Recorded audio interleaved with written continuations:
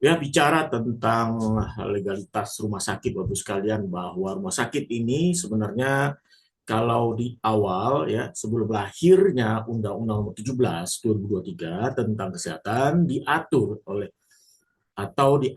di dalam Undang-Undang Nomor 44 tahun 2009 tentang rumah sakit.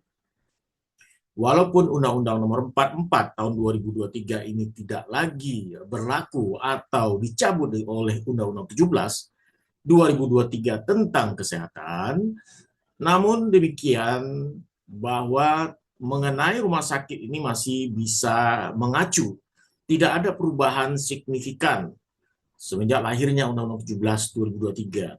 Sebenarnya Undang-Undang Kesehatan 17 2023 itu adalah semacam omnibus law, Undang-Undang Cipta Kerja bagi kesehatan ya, karena pasalnya cukup banyak mengatur semuanya. Termasuk tentang pendirian rumah sakit ya. Nah, ini juga diatur. Termasuk juga pendirian apotek dan klinik ya. Apotek dan toko obat berizin ya. Jadi apotek ada toko obat berizin. Nah, nanti juga kita akan membahas tentang apotek ya. Tema kita nanti juga ada mengenai apotek. Nanti kita akan bahas juga kita terpisah, kita pisahkan. Sebenarnya kita boleh gabung, tetapi ini kita pisahkan. Namun yang menarik bahwa di dalam rumah sakit itu tidak boleh ada apotek ya. Ini yang harus kita ketahui. Kenapa tidak boleh? Karena memang sudah diatur. Bapak Ibu rekan-rekan semua yang pernah atau ke rumah sakit itu perhatikan bahwa tidak pernah ada di rumah sakit itu apotek. Yang ada justru adalah hanya instalasi obat. Jadi berbeda. Jadi dilarang oleh undang-undang bahwa sebuah rumah sakit dilarang atau tidak diperkenankan berdirinya apotek. Ya, tidak boleh. Jadi apotek itu boleh didirikan di tempat lain ya, di tempat penduduk ya, mal dan sebagainya, tapi tidak boleh didirikan di dalam sebuah rumah sakit. Ini larangan ya. Undang-undang sampai detik ini belum ada ketentuan yang mencabut itu dan ketentuan itu masih tetap berlaku atau diberlakukan. Jadi tidak bisa ya Bapak sekalian ya apotek. Tapi yang ada di rumah sakit itu adalah instalasi obat ya, macam-macam judulnya, macam-macam rumah sakit yang menyebutnya, tapi tidak boleh. Tapi kegiatannya persis sebenarnya dengan kegiatan yang ada di apotek ya, persis ya, tidak beda, cuma namanya. Jadi dilarang memang. Itu yang harus kita. Dan rumah sakit ini bagaimana sebenarnya di dalam hal ketentuan tadi di dalam Undang-Undang Kesehatan diatur bahwa sebenarnya rumah sakit ini Bapak sekalian ya, yang perlu kita ketahui bagaimana prosesi ya pendiriannya, tahapan-tahapannya, perizinannya dan bagaimana akta notarisnya. Itu kalau akta notaris tidak ada persoalan, kita bisa karena memang tidak ada contoh baku ya, itu bisa didasari.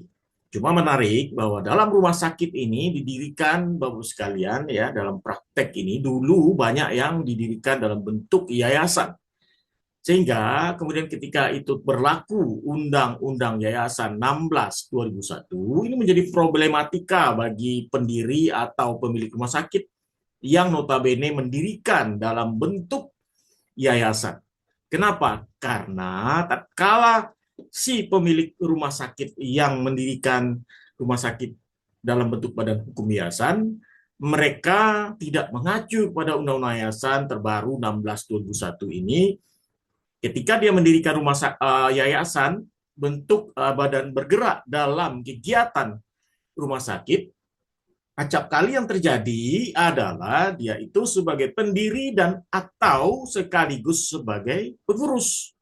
Rangkap jabatan inilah yang kemudian membuat banyak rumah sakit atau yayasan-yayasan yang bersifat komersial ya, kecenderungan sifat komersial menolak untuk kemudian yayasan ini diubah bentuknya ke peraturan undang-undang yayasan terbaru, di mana dalam undang-undang yayasan tahun 2001 itu ya diatur bahwa tidak boleh rangkap jabatan seorang pendiri yayasan dengan pengurus pengawas sekaligus.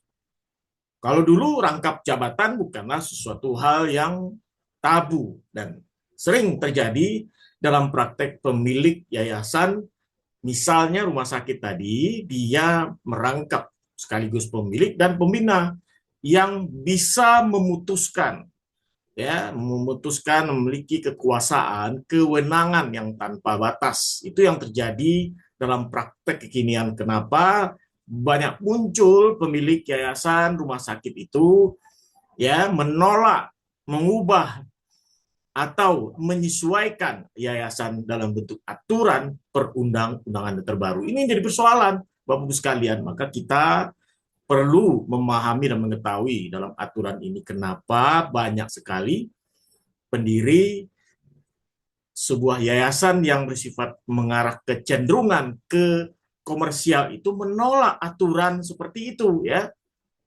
Sehingga banyak kasus yang terjadi ketika dia diminta, kita notaris meminta dia untuk menyesuaikan sesuai dengan peraturan perundang-undangan yayasan yang sudah baku dan positif berlaku di Indonesia. Mereka kecenderungannya melakukan penolakan atau menafikan terjadinya perubahan-perubahan atau menyesuaikan. Ini yang jadi persoalan sekelumit, ya, yang terjadi dalam praktek. Dan beberapa tahun belakangan, tentu sejak lahirnya Undang-Undang Rumah Sakit Nomor 4 Tahun 2009, ya, itu kemudian banyak sekali rumah sakit kemudian mendirikan atau rumah sakit terbaru mendirikan dalam bentuk badan hukum perseroan terbatas. Karena memang rumah sakit lebih kecenderungannya kepada komersial.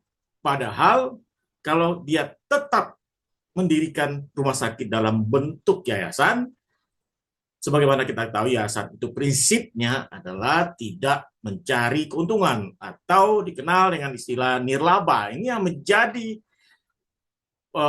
acuan utama ketika, ya, rumah sakit dalam Undang-Undang 4 2009 itu, ya, tidak boleh didirikan, ya, di dalam bentuk selain daripada dua bentuk badan hukum, yaitu yayasan dan perseroan terbatas. Kendati lahirnya Undang-Undang Nomor 17 Tahun 2023 atau Omnibus Law-nya kesehatan, namun aturan Nomor 4 2009 itu segala isi substansi pasal-pasal yang ada dalam Undang-Undang Nomor 4 2009 tentang rumah sakit itu pada dasarnya tetap masih berlaku, namun dikonversikan di dalam bagian dari Undang-Undang Nomor 17 Tahun 2023 tentang kesehatan. Ini yang perlu kita bahas di kesempatan hari ini, ya. Kita masih tetap standar mengacu pada Undang-Undang Nomor 4 2009, ya, walaupun ada Undang Kesehatan, karena di Undang-Undang Kesehatan itu sendiri tentang rumah sakit, ya, tidak begitu luas, ya, tidak begitu luas membahas tentang rumah sakit. Namun kalau kita lihat dari substansi pasal-pasal yang ada di Undang-Undang Kesehatan 17 2023 itu tetap, ya, tetap mengadopsi daripada Undang-Undang Nomor 4 2009. Memang Undang-Undang Nomor 4 2009 itu sudah dicabut. Begitu Undang-Undang Nomor 17 2003 itu lahir atau diterbitkan oleh atau disetujui oleh DPR yang kemudian disahkan oleh pemerintah atau presiden, ya. Waktu itu masih Presiden Insinyur Haji Joko Widodo, ya. Bagus sekalian, ya. Saya hanya menyebutnya Presiden Insinyur Haji Joko Widodo. Apakah masalah betul dia insinyur? Saya tidak masalahkan, ya. Kita bukan urusan kita, ya. Apakah ijazahnya itu masalah ijazah kita tidak akan membahas karena itu